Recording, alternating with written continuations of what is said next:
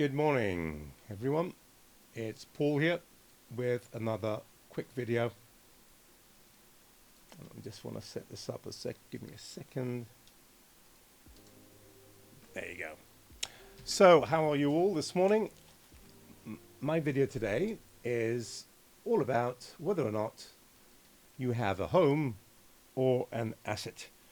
This is one of the things I think a lot of people get confused with.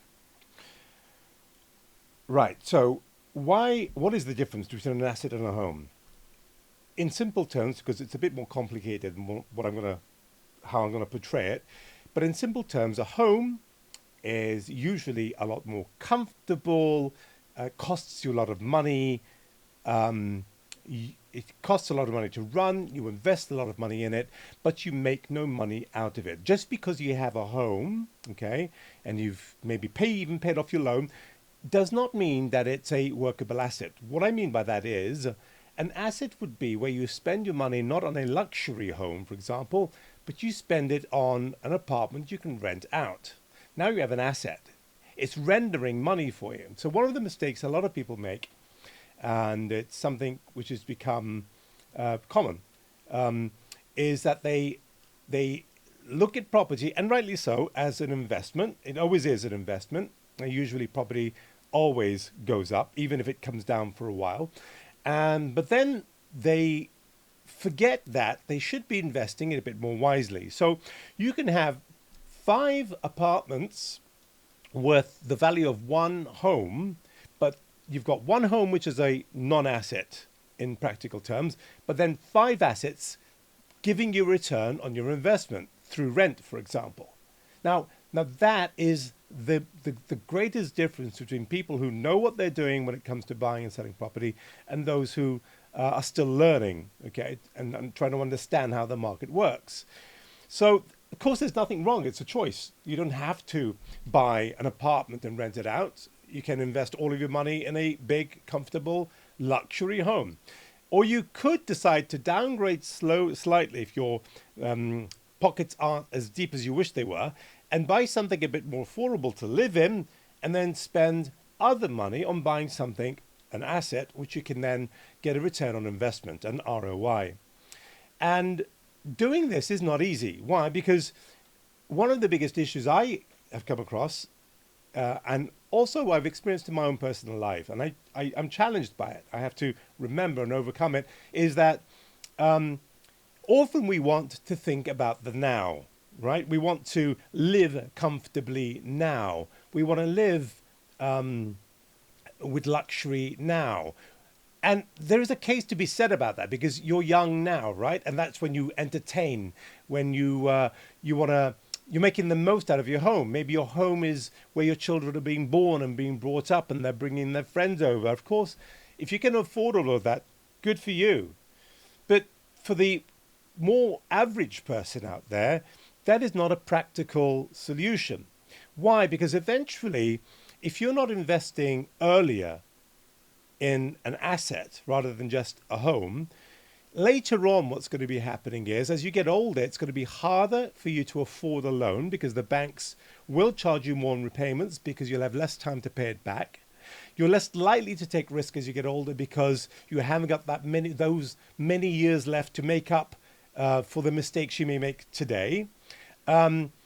And of course, you get comfortable. You get very comfortable. And then what happens to a lot of people, unfortunately, and this is the discussion I've been having a lot in my own mind recently, and also with some people, some people I'm familiar with.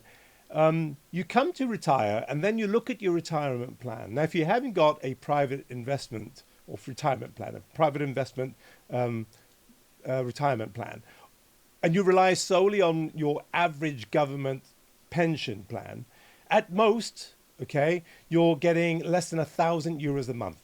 Now, if you're married, that's okay. Both of you are getting a pension. But what can you do with that today? And if your pension doesn't change in 5, 10, or 15 years' time by much, what can you really practically do with it tomorrow? So wouldn't it be, I mean, the repercussions are obvious. You're literally retiring into poverty If you retire at all, and that's one of the reasons why many people find it very difficult to retire, because they can't maintain a lifestyle. You can't go away once a year, twice a year on a nice little holiday with your friends. Your friends are going because they were wise and they have investments and assets, and you didn't do that. Now, you've got to think long term. Basically, it's going to cost you now so that it'll be less costly later. Not it'll cost me nothing now and then cost me everything later.